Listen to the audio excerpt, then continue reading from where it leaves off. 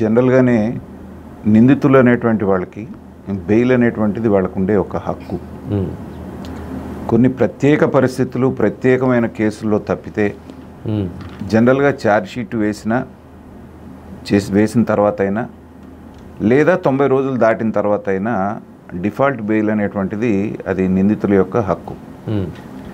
నిన్న కూడా వాళ్ళు ఆ బేసిస్ మీదే డిఫాల్ట్ బెయిల్ కింద ఇస్తున్నాము 90 రోజులు అయింది కాబట్టి. ఎందుకంటే ఛార్జ్షీట్ అనేటువంటిది ముందు ప్రిలిమినరీ వేశారు, తర్వాత సప్లిమెంటరీ వేశారు, ఫైనల్ ఛార్జ్షీట్ రేపు 15వ తారీఖున ఏదో వేస్తున్నారని చెప్పేసి చేస్తున్నారు.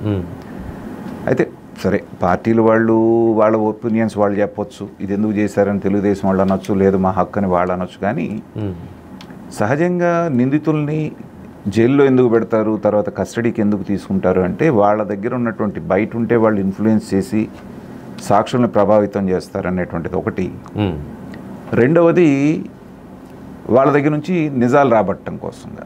ఇప్పుడు వాళ్ళు ఇచ్చిన ఉప్పు మూలానే, వాళ్ళు ఇచ్చిన ఇన్ఫర్మేషన్ మూలానే కదా మిగతా వాళ్ళందరినీ ఆ బేసిస్ మీద ఇంకా కొత్త కొత్త పేర్లన్నీ బయటకు వచ్చి కొత్త వాళ్ళని అరెస్ట్ చేసినటువంటి పరిస్థితి చూసాం. చూసిన తర్వాత ఏంటంటే వీళ్ళ పాత్ర ఏంటి అనేటువంటిది ఆల్రెడీ నిర్ధారించేశారు. సో వీళ్ళు ఏం రోల్ ప్లే చేశారనేటువంటిది వీళ్ళు చెప్పడం అయిపోయింది, రికార్డ్ చేయటం అయిపోయింది, దానికి సంబంధించి కోర్టుకి సబ్మిట్ చేయటం కూడా అయిపోయింది మిగతా వాటిల్లో, ముందు వేసినటువంటి వాటిల్లో.